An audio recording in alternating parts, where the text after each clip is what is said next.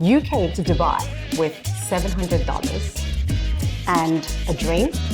I reached my audience to begin with by picking up the phone and saying, can I come and meet you and have an appointment? You know, in terms of like hard work, commitment. What are those things that young people need to understand? Hey everyone, a1000facesProject. Thank you so much for stopping by. If this is your first time, you are in for a treat. I can tell you that right now. Thank you so much for being on this journey with me. If you've been here before, don't forget to subscribe, like, comment, and I'm sure that you're going to be inspired today. So 1,000 Faces, as you guys know, is about inspiring people and interviewing people who have a story to tell, who have something to share that you out there can learn from and become a better person. So today I am with an amazing, phenomenal woman with an amazing story that I know that when you listen to is going to take you from where you are to a new level. I am that confident. No pressure. This is the gorgeous, the beautiful. I mean, look at her. You are wearing that yellow. That yellow looks awesome on you. Thank you very much. Thought I'd try and distract everybody by my jacket. Maybe that would be the winner. Well, you look very summery and very nice. Thank you. Would you mind introducing yourself to the audience? Tell them who you are. No problem. My name's Hazel Jackson. I'm the CEO and founder of Biz Group, which is a learning and development and learning technology and employee engagement business that I started here 31 years ago in the UAE. Amazing. Now, Hazel has an amazing story, and this is why I love what I do, because not only do I get to meet new people, I also get to learn from their story. And honestly, I feel so blessed about it. So it's so great to meet you, Hazel. And thank you so much for agreeing for me to interview you. So Excited. You came to Dubai with $700 and a dream. Mm-hmm. Definitely a dream. And you have created something that is just absolutely phenomenal. How did you do that? What is that? How did you go about that? Well, first of all, it was in 1993 that I came here. So let's put some context around what we've managed to create has taken 30 years. So it's a journey, definitely.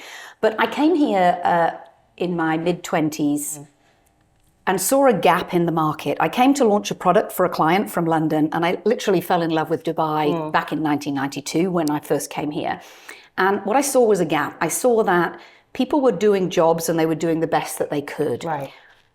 But service wasn't great. Salespeople were just trading and negotiating on price. They weren't building value. And I just saw an opportunity to help find and provide corporate education or corporate training, as it was known then, to what were probably a handful of companies back in that time. And I had a passion for it. And I managed to persuade an entrepreneur, a gentleman called Obaid Altaya, who owned Gulf News, which at the time was the biggest English daily newspaper. It was back before the internet. It was back before all of those things were fashionable. And I managed to persuade him that I could help his telesales, classified telesales team improve their sales numbers. And I would do it through training. And I took 30 women who were on the telesales department, and I helped change the newspaper from 16 pages to 32 to 64 in 6 months. Wow. And my training business was launched. And then I actually went and found out how to do this thing, really. I think my first time was I was just super passionate. I had done telesales before. I had done it in the classified industry, and I just related my experience and helped these ladies improve their skills. And I found a passion for the industry, and that's still there 31 years later. So I was really lucky. I found something, and it was going to be my first insight, I suppose, is if you're going to be an entrepreneur, do it in something you love. Exactly. I totally agree with that, because you're going to put your blood, sweat and tears into it, and you have to enjoy doing that. And sometimes it's really, really hard. And sometimes it's easier to say, hey, let me go back and do a safe corporate job, or let me go do something that's an awful lot easier than this. And so you've got to be able to handle the tough times and the easy times. And I have to say there's been more tough than easy, but I've enjoyed every moment of the journey. See, that's the thing, that when I'm speaking to people, especially young people, about starting the business, you know, there's a lot of young people doing 9 to 5, and they have a dream, they have a passion, and they don't quite know how to get into it. Apart from that, there's the struggle of, where do I get finance from?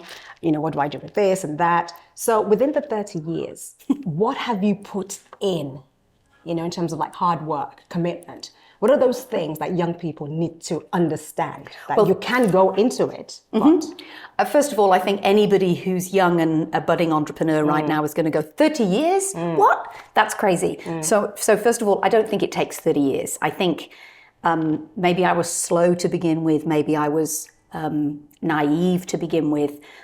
First of all, I had no capital to begin with. I also had no risk because I didn't have any children. I wasn't letting go of a big corporate job that meant I was suddenly got a big mortgage. I kind of like started from nothing. And so you don't have the risks of losing something because you don't have it in the first place. Right. But I think my first lesson would be to realize that you don't get all the spoils, you don't get the fun, you don't get this office in year one. You don't spend, even if you've managed to get seed capital or your parents have invested in you or you come from a family where you've got money, that first 5 years, you should not spend any of it on the look and feel and trappings of your business. Okay, look smart, go to the client's location, depending on what you're doing. Maybe you've opened a shop, maybe you're going to open in a smaller area, maybe you're going to be conservative. But I started in the first 5 years, well, certainly the first year, I didn't even have a bank account. I did something called envelope accounting. And envelope accounting was... Most people don't even post anything anymore. So I had a DL envelope, which is a third A4 envelope. And on one side, I wrote money in. So if I had sold something, and at that stage it was for cash back in 1993, I put cash in. And on the other side of the envelope for that month, I wrote money out. Okay. And the money that was left at the end of the month, your profit, okay, was what I had to live on for the next month. No loans, no credit cards, no debt. And if there wasn't very much money, then there wasn't very much food, okay? And the goal was to try and build up that cash flow so that you could be carrying it over and now investing in a computer, a staff member, and everybody got paid, everything got paid before I got paid. And so it was very slow. It's very different to what they might be able to do now. They might be able to get a loan. They might be able to have some seed capital. Maybe they'll do it on credit cards and debt. But the first thing for me, and maybe why it's taken me so long, is we've never borrowed a penny in this company. And every year where we've made a bit more in the envelope, okay, now it's a bank account, or a number of bank accounts, but the envelope got fatter. The next year you're thinking about how do you invest that into something new, a new product, new tech, new ideas. And more importantly, new people or retaining the people so that you can continue to build. And so it was a slow process to fund the company. And I think that's the first thing to realize is that there is no instant gratification in building a business. It takes a lot of hard work. And for the first probably 15 years, it isn't nice holidays. And it isn't a new car. And it isn't new clothes all the time. It isn't weekends even. Sometimes it's 6 or 7 days a week. It's hard work. And you know, I think there are people today, brilliant people like yourselves, that have figured out ways to build businesses that don't necessarily need as much. It's using creativity and talents. You can reach your audience with social media. I reached my audience to begin with by picking up the phone and saying, can I come and meet you and have an appointment? There was no Teams calls, there was no video. You went to the location, you had coffee with the person or tea, and you built a relationship, and it was either a good meeting or a bad meeting, and then you did the next one. And so there are a lot of things that I think help young entrepreneurs now to do it way faster than I did, and nobody's going to sign up for a 30-year marathon these days. But I think it still will take, in reality, 5-10 years to build a business. But the thing is, I respect the 30 years though, especially when you say, you know, your Instagram wasn't there and all these platforms were Probably not there. the Instagram's not there now for me either. Or the Zoom calls. Yeah, exactly. You know, All of those things. You have to put the hard work in. You know, you Fax machines, fax Tommy. machines, and that is just amazing. I just wanted to ask you, what is it like? What keeps you going when you have those not so good days? How do you get through? So I read a lot of self-help or positive books before I started my business. It was something I was interested in. And there was a quote by a guy called Zig Ziglar, and it says, if you help enough other people get what they want, you'll get what you want. And that was kind of like the underpinning for what keeps me going, is if you know what you're doing is genuinely, in my instance in learning and development, maybe it's helping somebody have a better day at work. Maybe you help them get a promotion because they are able to do something differently than they did before. Maybe they become a manager. Maybe they're a better manager to the people in their teams. Or maybe they just go home and they're a better mother or father or partner because you enriched their lives with something that they took away from an experience. So my belief as to why I just keep going, and even when it's a bad day, is because I know I'm still having that impact. I'm no longer doing it. I have 60 people in Biz Group doing it. So the power that we can have impacting other people and helping them enrich their lives. And if we keep the focus on that, helping enough people get what they want, and you wait long enough, maybe 30 years is a long time, you wait long enough, it starts coming back in the sense that you get what you want, but it's not instant. I mean, I just really love that. It's not about you and your wants. It's actually giving of what you have. Why do 1,000 faces? Yeah, it's not just all about, well, it's great, you get to meet people, you get to learn from people, but you're doing something for others in the conversations that you have, not just for yourself. And I think when we do a business just for ourselves, when it gets hard, it's like, oh, this is too hard, I don't want to do it. Right. You know, now there are 60 people whose lives, whose families, who work for me and for the rest of our leadership team here, who rely on the fact that we are going to help drive a successful business in 2024. We had our best year ever in 2023, the 30th anniversary. And so there's a responsibility, not only helping the team of bizzers that we have, but helping every client that chooses to use us and allow us to help them. And it's great that you say you had the best year last year. Yeah. So, and it's just onwards and upwards from then. Well, absolutely. I think what was exciting is we started the 30th year, and back in 2010, when we'd just come out of the 2009 financial crisis, 8-9 was a bit of a dodgy year for the world. It kind of like hit the UAE at the end of September 2009. And you know, we worked our way through that. And in September, I think it was about the end of August 2010, I said, let's set a crazy goal and see if the team can actually achieve this number by March 2011. And everybody gets super excited. And what I'd spotted is we do something called a dreams session when you first join Biz and you first kind of like 2 months of being with us. And we say we have a lot of business goals. We're very goal-oriented as a company. So we want to understand what's driving you. Right. And so we ask everybody to sit down and write down their dreams. And we have a bit of a creative session, and they draw a page which explains their dreams. And they pick one or two of those dreams and they put them on a dream wall that we have in our cafe. And I noticed a lot of people wanted to go on safari. I don't know, we were maybe 36 people at the time, and there just seemed to be quite a lot of people wanted to go on safari.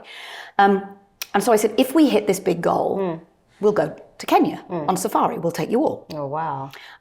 Anyway, sure enough, incentives work. They not only hit the goal, they smashed the goal. And in June of 2011, 36 of us went to Kenya. Wow. And it's become a bit of a legacy in Biz Group. And there were a few years after that, we tried the goal again. The goal wasn't achieved. We didn't go. Anyway, it had kind of like dropped off the radar for a while. And then as we started our 30th year, we kind of like wondered, what if we set that goal again? What if we set a crazy target for 2023, our 30th year? And if we hit this target, okay, we all go to Kenya. On the 7th of June, 2024, 55 of us are going to Kenya. Wow. Because of the numbers we hit in 2023. Oh they didn't only hit the target. They blew the roof off. They blew the roof off. Wow, that is just great. Can I just mention actually that, you know, if I worked here, I will blow the roof off myself. Because first of all, when you walk in, honestly, can I just say thank you so much? Because when I walked in, the videographer actually said to me, oh, look at that welcome that you got. On your screen, it said, welcome, Tommy. Yeah. And instantly, I just felt like, oh, this was like home. you know, and then walking through, I mean, there's a slide. Guys, look at that. You can slide down. It's so bright. It's so colorful.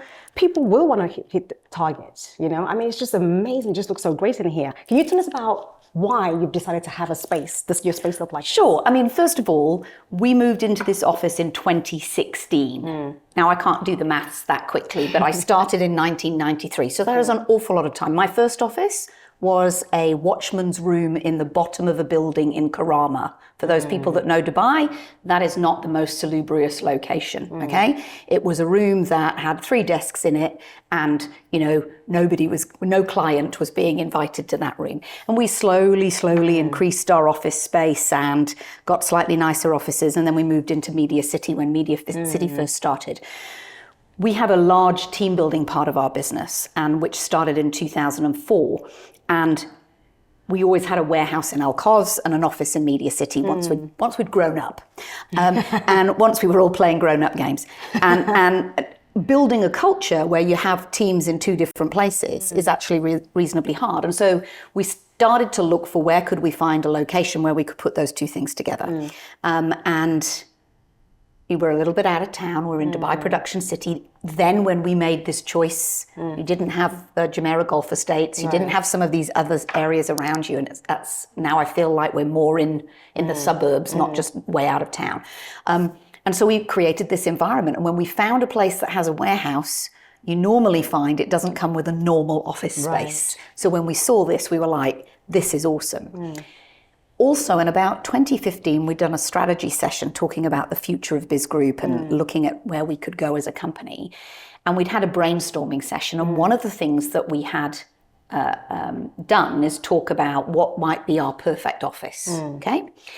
We had a lady who was facilitating that session, Nicola Tyler, who's also an illustrator. Okay. So she was drawing as we were talking. And I said, I'd love an office with a slide. And I was in my head picturing red slide like Google. Okay. She drew blue curly slide. It got manifested out of that meeting. So when the office manager that was running the project to find us a location and build the dream office, she said, I've managed to find an office we can put in a slide. I'm thinking red slide like Google. She shows me the picture. I'm like, blue curly slide. Who would want more? And so you'll go down the slide later on. Yay! But you know, so this space for me is trying to create a safe environment, but an inspirational environment in which people can do their very best work, the best work of their careers, and to create a company that genuinely does what we say we can help our clients do. Right. So we want to work as a team. We want to create an environment where anything is possible. We want to genuinely care about delivering results. We want it to have energy. We want to support people's personal growth. And we want to have an open and transparent environment in which I can tell you what you need to hear, not what you want to hear. And I've just described all our 6 core values in that last paragraph. Wow, amazing. So when your workers come in, what sense do you feel from them? What sense do you get from them? Well, first of all, they're buzzers. And on a Monday morning, one of the things that's made us successful, and here's something I would highly recommend, we do a daily huddle. Now, when we were 5 people, we did it. Now we're a lot more. We don't always have 60 people in the company at a time, but you typically have about 30 in the morning huddle. It runs at 8:58 every morning, and it follows a very structured process. And on a Monday and a Wednesday, we do it in person like we always did pre-COVID. And on a Tuesday, Thursday, Friday, we do it virtually. But what is a daily huddle? A daily huddle is a moment to come together for 10 minutes to try and create a sense of community and environment. It's also a moment where you get everybody to identify their number one focus for the day. So we know good time management, productivity measures say if you know what your biggest task is for the day and you're clear on that and you focus on getting that done, you'll probably feel like you've had a more successful day at the end of that day, and hopefully at the end of the week you've got 5 big things done. And so every morning at 8:58 we start with people saying what's their number one focus. It's very specific. if our accounts receivable clerk is saying, I've got to collect some money, it's not good enough, I've got to collect some money, I need to collect some money from X company. Right. Okay, it's clear. Salespeople are not sending proposals, I've got to get a proposal out for this client. Now, whilst everybody's saying their focus, you're also getting a vibe for what's going on. If somebody's got a really tight deadline to get out an RFP, you're aware of it. If somebody's speaking to a client, I'm like, oh, I know somebody at that company, let me help you. So everybody does that. It's really quick. And you get this sense every day. We then look at our daily numbers, which now come straight from Salesforce. It wasn't so easy in the early days, but you pick 3 or 4 critical numbers that will tell you, like if you go to the doctor, you get your blood pressure. Right. Unfortunately, you get your weight. And actually, you know, maybe you get your temperature taken. And they're kind of like those 3 health checks that tell us the business is healthy and gives us a bit of a forward-looking protection. Then we ask, is anybody stuck on anything? Now you've got 30 people from the company in a 10-minute conversation, and if somebody's stuck on something, they know they can bring it to that meeting, and there's bound to be somebody in that room that can help unstick them. Wow. You don't solve it there and then in that 10-minute conversation, because now we've got 28 people twiddling their thumbs, but you're like, okay, can I help? Can you help? All right, great. You guys get together at the end and try and solve that problem. And that's it. Every morning, every single morning. Through COVID, I think that's what kept our culture together. Because now all of a sudden, we all jumped on a line at 8:58. You know, people that are with kids coming into the huddle and people who were by themselves. But you knew you had that touch point every day. So a touchstone. So that for me is how we start every day in this environment. So what do you feel on a Monday morning when everybody gets in? Friday is typically a work from home day. But you get a major vibe in this office, and you get that catch up on a Monday where everybody knows what's going on. We share a few more numbers on a Monday as well, but it's a transparent, energetic environment. And so if you create that space every day, all of a sudden, very quickly people get to know each other. Right. It's a very open environment, but at the same time it can be intimidating. Do you go up and ask Tommy a question? Right. But in the morning huddle, you've suddenly heard what they're doing, they've heard what you're doing, maybe they'll already come out and help. I mean, it just sounds like an incredible place to work to me, you know. And that's why they're hitting targets. Who wouldn't hit a target, you know, with that in the morning, every morning? But we've had years where we haven't hit a target. We've had months where we haven't hit a target. You know, COVID killed this business overnight on the team building side and the learning side, and everybody was like, well, wait till it's over. And then you have to do the famous pivot and figure out how to do everything. And we slowly climbed our way out of that and then thrived, you know, in the last couple of years. So it's not all roses, but if you know why you're doing what you're doing, then you can keep going. Right. And also you need a big, hairy, audacious goal. You do. Like that one over there, which was, we'll show that on screen for you to see. I mean, that's like, what, 1 million hours? Yeah, 1 million people hours. So back in 2009, we set a goal, which was just when the times were tough. You know, when times are tough, sometimes the way that you get through them is by getting everybody to focus over there, not here. Right. Okay? Like, why are we doing this? What are we trying to do? How do we challenge ourselves to greatness? Rather than get bogged down in what's happening. Yes. So I'd recommend even a young entrepreneur, you know, what's the big picture? What does that look like? Right. What's the exciting North Star? Where are you going for? So we set this big, hairy, audacious goal, which is a Jim Collins trademarked term. If you haven't read Good to Great or Great by Choice, they're serious books, but they give you really good things that would be building blocks for creating a successful business. And a big, hairy, audacious goal is meant to challenge you to greatness. It's meant to be probably 7 to 10 years. They say 10 years, so no one can debate you. Okay. Nobody can go, well, you can't get that. Right. But it's also meant to make you think differently, because if you just did the maths, there's no way we could get 1 million. So if we were sitting in 2009 and calculating 10%, 20% growth, there was no way that we would get there. So as you're going through that time, you need to be scanning for new ways of impacting people hours. And so when we were in about 2014, we were only at a quarter of that tube. Okay? And I saw a product in a conference in the States called Exonify, and it changes the way people learn every day. And we partnered with them. And all of a sudden, by seeing something completely new and different, we were able to get the hours up through a digital asset that made us hit the target in 2016. Are those a million in there? I don't know. I didn't sit and count one person at a time, a million hours. But what we did do is we worked out how many hours we had delivered as we were delivering those hours out with the people in the environment, and then we added up we went up the tube. But the minute we hit that number, I was super excited, very, very proud of the team. One of the challenges, if you have a big, hairy, audacious goal, is when you achieve it and don't make it 1 or 2 years, that's not a big, hairy, audacious goal. You've got to set another one. And if it weren't for the floods from a few weeks ago here in Dubai, I'd be able to show you the current tube that we have, that we're slowly building up. And that is 10 million in 10 years. So we started in 2017 and we've got to get there by 2027.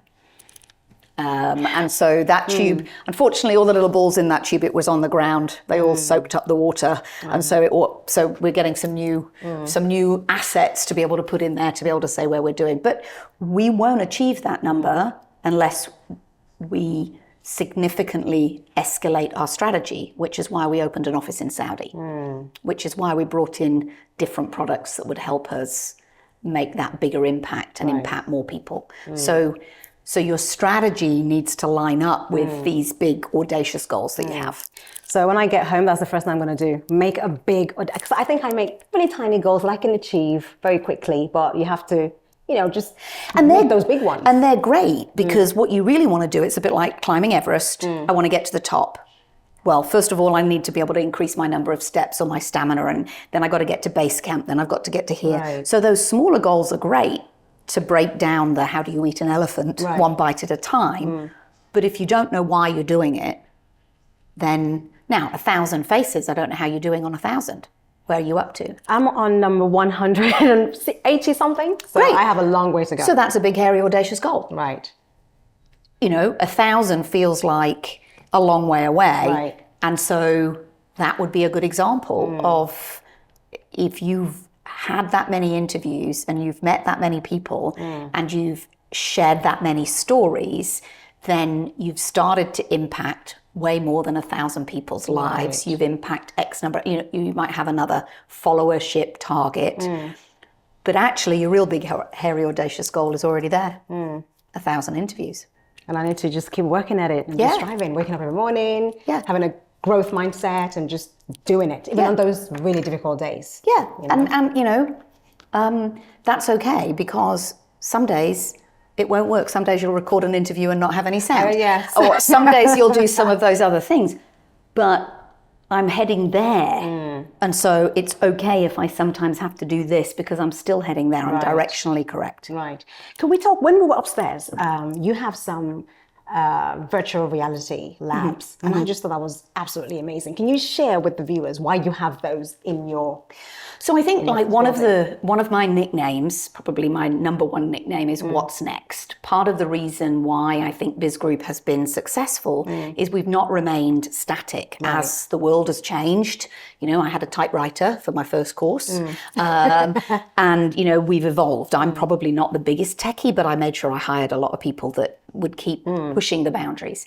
But we noticed that in learning and development, it can be quite slow in adopting new technologies and new ways of doing things. And we spotted this product, a colleague of mine, Debbie Proud, spotted this product from a lady called Jenna Davidson, called Jensen 8. And it is a multiplayer VR experience. Now, most VR, virtual reality experiences, are single player. You go in and play by yourself and you go through that experience of some sort. This is multiplayer. So what actually happens is 4 people are in the VR game at the same time and they're in their own VR room, but I can see each other. We can talk to each other. We can help each other, or we can not. Okay. And so part of what the process is there is they are having to solve a problem that none of them have ever seen before. How do they figure that out? How do they communicate in an environment that's totally new? Well, I've seen people get into the VR experience and it's a 360 room, okay? Some people don't even turn around. They just look at what they see in front of them. Now, this problem requires you to make some decisions, to collaborate with your colleagues, to fail quite a lot. Now, it's a safe space to fail in, but you'll be surprised how many people don't want to fail, don't want to make a mistake. I don't want to do that in case I break it. You can't. You're in a VR experience. And what it does is it instantly brings out, literally instantly, in minutes, you see somebody's real behaviors coming out. And so as a learning and development firm, as a firm that's looking to develop leaders and teams, you want to try and get to that authentic moment pretty quickly that says, okay, this is how you kind of approach something new. You hide away, you jump in, but you don't listen to anybody else. There's lots of cues around you, but you don't see any of them because you're just focused on the task. Everybody does it slightly differently. And so it gives us almost an instant view of how somebody might behave.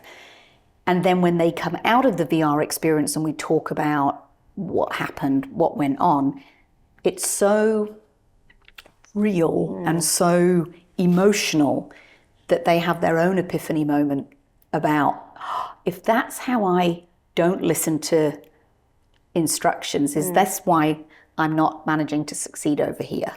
And so it's brilliant. It's a brilliant piece of tech. And you know, it's still in what I would call virtual reality is still in its early adoption stage because, like any tech that comes out there, you know, and I was using overhead projectors when I first came out, and then we got PowerPoint, and it took a while before PowerPoint was accepted, and VR will be the same, but it has a really powerful place in learning and development.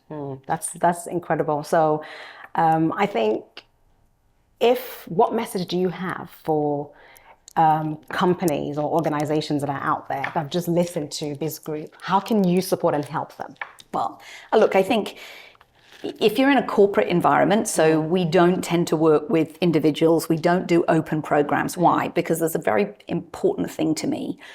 You can go on a training course, you can watch a YouTube video, you can experience something, but if you don't try and go out and do learning application immediately, I can watch how to play golf on the TV, but if I don't pick up a golf club and have a go at playing golf, I'm going to lose those skills pretty quickly. And so a lot of what we do with large corporate clients is say, we want to try and make this learning sticky. We want to try and get learning application. We want to get behavior change. And so that requires sometimes what we call a learning journey, multiple approaches, memory hacks, VR because it sticks in your mind, experiences that you do, work-based assignments that you might go away and do learning application. And so when we work with corporations, we're really interested to start with the end in mind, a good Covey frame. What is it that they're trying to change? If they're not happy with their sales team, their service team, their leadership team, their managers, their staff, what do they want instead? Right. And how will we know what that looks like? And how will we know when we've achieved it? What does good look like? How would I measure that we've made that? If we can start with that, we can typically work backwards and go, can we help you? What would be our way of doing this? And what's the process to get there? So with large organizations, I think you'll find Biz Group, first of all, genuinely cares about delivering some results. I don't want lots of training hours that give us a tick and a certificate. Because if there's no behavior change, you don't get repeat business. And we have a over 70% repeat ratio with our clients because we care about delivering a result. And so, but also we love challenges. Give us a conundrum, give us we've got 2,000 people, we've only got so long to train them in, this is the difficult competency we're kind of trained. So the more constraints that we're given, the more we look at where could AI or technology help, where do we have tech that already exists, and how does that work? So please do contact Biz Group. And what's the best way for them to get in contact? Not Instagram. Not Instagram. LinkedIn. You can find Hazel Jackson on LinkedIn. You can find Biz Group on LinkedIn, probably as a business focus. But also connect with me on LinkedIn. Connect with me on LinkedIn and I'll help as an entrepreneur. If you've got challenges or things like that, I'm really happy to connect and see how I might be able to. I'm not going to be an individual mentor, but if you've got a business problem or something like that, I'll try and answer the questions. Throw it out there. Well, there you go. Please do take this opportunity. I have learned so much. Thank you so much. For someone who is looking to be an entrepreneur as well. I mean, I've listened to what you've said, your advice, and I'm going to take it. I'm going for that big, what did you call it? Hairy, audacious goal. I am so going for that, honestly. And I think in 15 years, I'll write to you and I'll say, oh, guess where I am, Hazel? Yeah. That is a big, hairy, audacious goal, and I'm giving you a 10-year deadline. Tommy, you don't have 15. Oh, I've got 10 years. Yep. Figure it out. Let's do this. I can do it. I am going to do it. Thank you so much for sitting with me, Hazel. Now we're going to go down the slides. Perfect. So thank you so much for joining us. Bye. Bye.